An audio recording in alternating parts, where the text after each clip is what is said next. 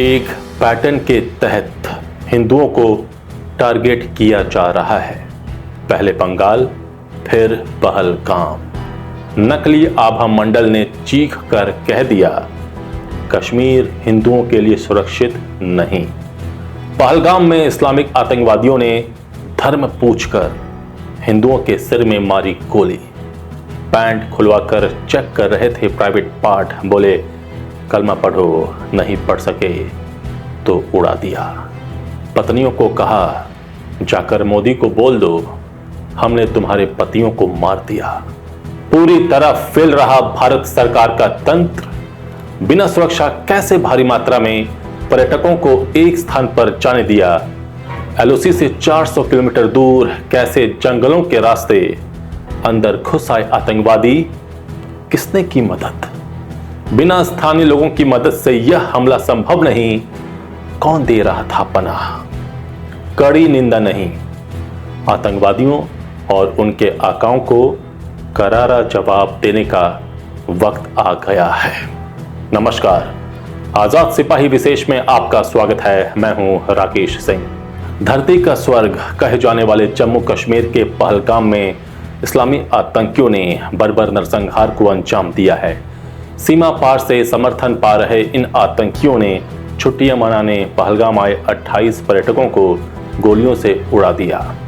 पुलवामा में सीआरपीएफ के काफिले पर हमले के बाद यह दूसरा सबसे बड़ा हमला है और इसने एक बार फिर यह साबित कर दिया है कि चाहे जम्मू कश्मीर हो या बंगाल या फिर कोई अन्य राज्य, एक पैटर्न के तहत हिंदुओं को निशाना बनाया जा रहा है। पहलगाम हमले ने यह भी साबित किया है कि तमाम दावों के बावजूद जम्मू कश्मीर हिंदुओं के लिए अब भी महफूज नहीं है और वहां पाकिस्तान समर्थित आतंकवाद अपनी उपस्थिति बार बार दर्ज करवा रहा है। पहलगाम की घटना ने भारत की आतंकवाद विरोधी नीति की असलियत सामने ला दी है और खुफिया तंत्र की कमजोरियों को उजागर कर दिया है। कुल मिलाकर यह हमला भारत की एकता, उसकी प्रतिष्ठा और उसकी मजबूती पर किया गया वार है, जिसका जवाब देना बहुत जरूरी है। इसके साथ अब भारत को आतंकवाद विरोधी अपनी नीतियों पर भी दोबारा विचार करना होगा ताकि इस तरह की घटना की पुनरावृत्ति नहीं हो। जम्मू कश्मीर के पहलगाम में मंगलवार दोपहर इस्लामिक आतंकवादियों द्वारा 28 पर्यटकों की गोली मारकर हत्या कर दी गई। वहीं 20 से ज्यादा लोग घायल हैं। कईयों की हालत अब भी नाजुक बनी हुई है। लेकिन यहां समझने वाली बात यह है कि यह हमला उस वक्त किया गया जब बैसरन घाटी में बड़ी तादाद में पर्यटक मौजूद थे। प्रत्यक्षदर्शियों के हिसाब से वहां पर 2000 से अधिक पर्यटक मौजूद थे। जम्मू कश्मीर में यह आतंकी हमला तब हुआ है जब अमेरिका के उपराष्ट्रपति JD वेंस भारत के दौरे पर हैं। यह हमला उस वक्त भी हुआ जब प्रधानमंत्री नरेंद्र मोदी सऊदी अरब के 2 दिवसीय दौरे पर थे। यह हमला ऐसे समय में हुआ जब केंद्र सरकार राज्य में आतंकवाद के खात्मे के दावे कर रही थी। बीते वर्षों में लगातार यह कहा जाता रहा कि आतंकियों की संख्या घट गई है, स्थानीय युवाओं की भर्ती में भारी गिरावट आई है और आतंकी नेटवर्क लगभग समाप्ति की ओर है। लेकिन जम्मू कश्मीर के सुंदरतम पर्यटन स्थलों में से एक पहलगाम में हुए आतंकी हमले ने एक बार फिर यह स्पष्ट कर दिया कि केंद्र सरकार द्वारा घाटी में शांति और सामान्य स्थिति लौटाने के दावों में अब भी गहरे सुराख हैं। अमरनाथ यात्रा की तैयारियों के बीच घाटी में पर्यटकों की आमद तेज हो रही थी और प्रशासन इसे नया कश्मीर के रूप में प्रस्तुत कर रहा था। तभी इस आतंकी हमले ने वहां की सच्चाई उजागर कर दी। पहलगाम में हिंदुओं पर हमला न केवल खौफनाक था बल्कि सुरक्षा तंत्र की कमजोर परतों को भी उजागर करता है। इस आतंकी हमले ने कई सवालों को खड़ा किया है। एक, कैसे बिना सुरक्षा के हजारों पर्यटकों को पहलगाम के उस पर्यटन क्षेत्र में जाने दिया गया? आखिर यह चूक कैसे हुई? कोई एक ही दिन इतनी संख्या में तो पर्यटक नहीं आए, रोज ही आते होंगे।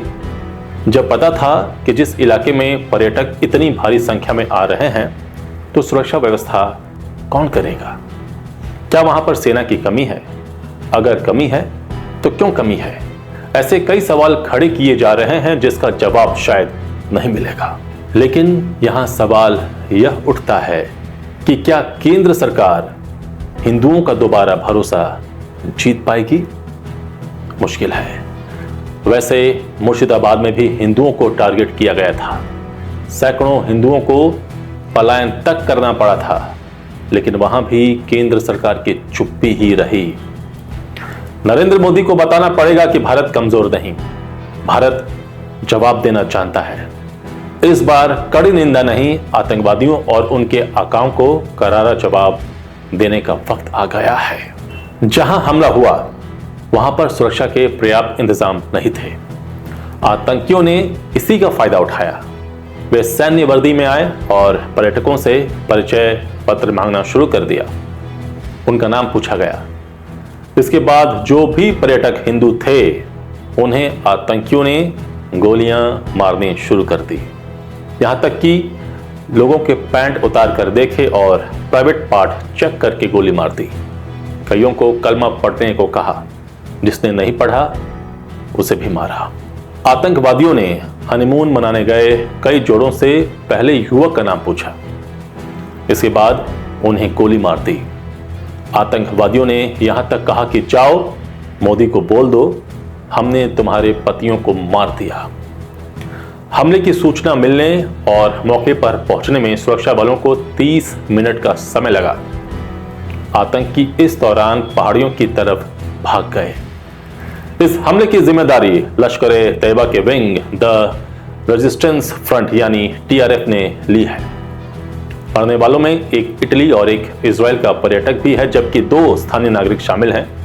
बाकी पर्यटक उत्तर प्रदेश, गुजरात, महाराष्ट्र, कर्नाटक, तमिलनाडु और उड़ीसा के हैं। कोई हनीमून तो कोई सालगिरह मनाने पहलगाम पहुंचा था।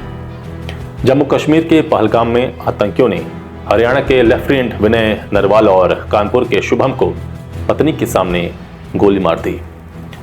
दोनों की हाल ही में शादी हुई थी। वे हनीमून और घूमने के लिए पहलगाम आए थे। हमले में इंदौर के कारोबारी सुशील नथानियल, रायपुर के स्टील कारोबारी दिनेश मरानिया, बिहार के IB अफसर मनीष रंजन और गुजरात के भी 3 लोग मारे गए। दिनेश अपनी सालगिरह मनाने गए थे। लेफ्टिनेंट की हत्या, पत्नी बोली आतंकियों ने नाम पूछकर गोली मारी, 7 दिन पहले शादी हुई थी। जम्मू कश्मीर के पहलगाम में आतंकियों ने हरियाणा में करनाल के रहने वाले नौसेना लेफ्टिनेंट विनय नरवाल की गोली मारकर हत्या कर दी। लेफ्टिनेंट विनय की 7 दिन पहले ही गुरुग्राम की हिमांशी नरवाल से शादी हुई थी। वे दोनों 21 अप्रैल को हनीमून मनाने के लिए पहलगाम गए थे। अगले ही दिन 22 अप्रैल को विनय की हत्या कर दी गई। हिमांशी ने ही खुलासा किया था कि आतंकियों ने नाम पूछकर गोली मारी। हिमांशी का वीडियो भी वायरल हुआ था, जिसमें हिमांशी ने कहा था कि मैं अपने पति के साथ भेलपूरी खा रही थी, एक आदमी आया और कहा यह मुस्लिम नहीं है, फिर गोली मार दी। हिमांशी ने आगे कहा था कि मंगलवार को जब वे बैसरन घाटी में घूम रहे थे, उसी दौरान आतंकियों ने विनय पर फायरिंग कर दी, जिसमें उनकी मौके पर ही मौत हो गई। हमले में मारे गए लेफ्टिनेंट विनय नरवाल को उनकी पत्नी हिमांशी ने बुधवार को अंतिम विदाई दी। जिस ताबूत में उनका शव रखा था, हिमांशी उससे लिपटकर रोती रही। पहलगाम हमले के बाद जब भारतीय सेना के जवान बैसरन घाटी पहुंचे तो वहां मौजूद पर्यटकों ने उन्हें आतंकवादी समझ लिया। ऐसा इसलिए क्योंकि जिन आतंकवादियों ने फायरिंग की वो भी वर्दी में थे। जवानों को देख महिलाएं और बच्चे हाथ जोड़कर रोने लगे।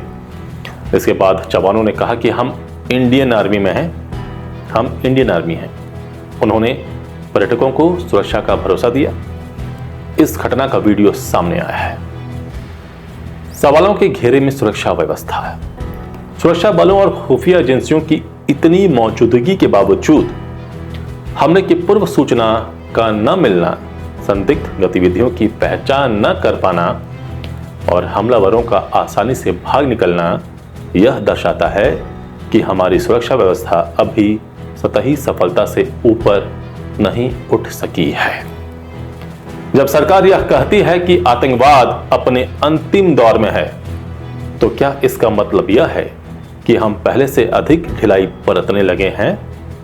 क्या यह आत्ममुग्धता नहीं है कि हम केवल आंकड़ों और बयानों के सहारे अपनी पीठ थपथपा रहे हैं, जबकि जमीन पर आतंक अब भी जिंदा है?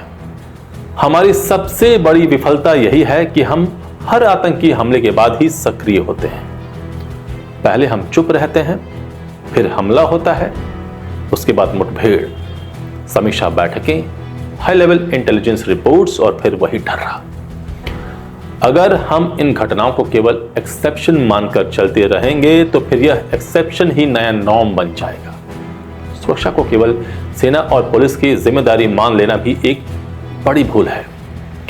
इसके लिए एक समग्र दृष्टिकोण अपनाना होगा, जिसमें खुफिया प्रणाली की जवाबदेही, स्थानीय नागरिकों की भागीदारी, राजनीतिक संवाद और डिजिटल निगरानी तंत्र की मजबूती शामिल हो। राजनीतिक दल अपनी अपनी सुविधा के हिसाब से हिंदुओं को बांट देते हैं और इसका खामियाजा हिंदुओं को ही भुगतना पड़ता है। जब चुनाव आता है तो राजनीतिक दल अपनी अपनी सुविधा के हिसाब से हिंदुओं को बांट देते हैं। कोई जाति में बांटता है, कोई भाषा के नाम पर बांटता है, तो कोई हिंदुत्व का मुद्दा उठा धर्म के नाम पर वोट झपटने की कोशिश करता है। लेकिन जब आतंकवादी गोली मारता है तो वह न जाति पूछता है, न भाषा जानने की कोशिश करता है, बस नाम पूछता है, धर्म पूछता है, पैंट खोल प्राइवेट पार्ट चेक कर गोली मार देता है। तब यही राजनीतिक दलों में चुप्पी दिखाई पड़ती है। यानी बांटने तो सब आ जाते हैं, लेकिन जब हिंदू अस्तित्व की बात होती है तो सभी पीठ दिखा देते हैं। हिंदू जब तक राजनीतिक दलों पर निर्भर रहेगा, उसका शोषण होता रहेगा। अगर समाज में निर्भीक तरीके से रहना है तो एकजुट रहिए, किसी के झांसे में मत आइए, नहीं तो गोली मारते वक्त सिर्फ धर्म पूछा जा रहा है, जाति नहीं। जम्मू कश्मीर में सैकड़ों आतंकी हमले हुए, लेकिन टूरिस्ट कभी टारगेट नहीं रहे।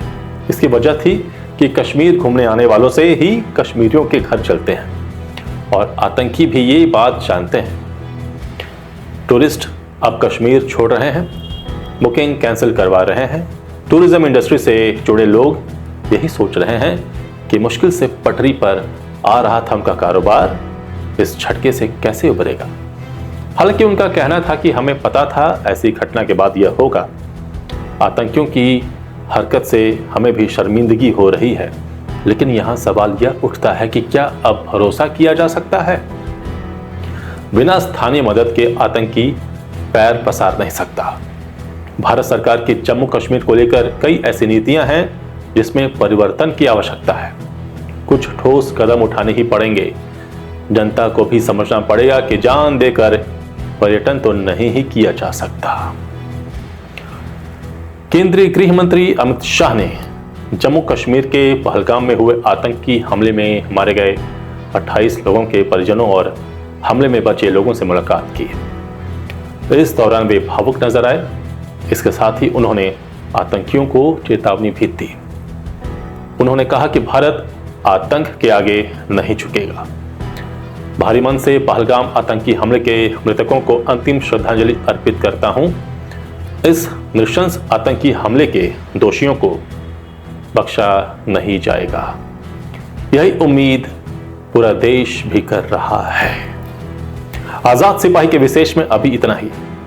आप हमारे इस YouTube चैनल को जरूर सब्सक्राइब करें। धन्यवाद।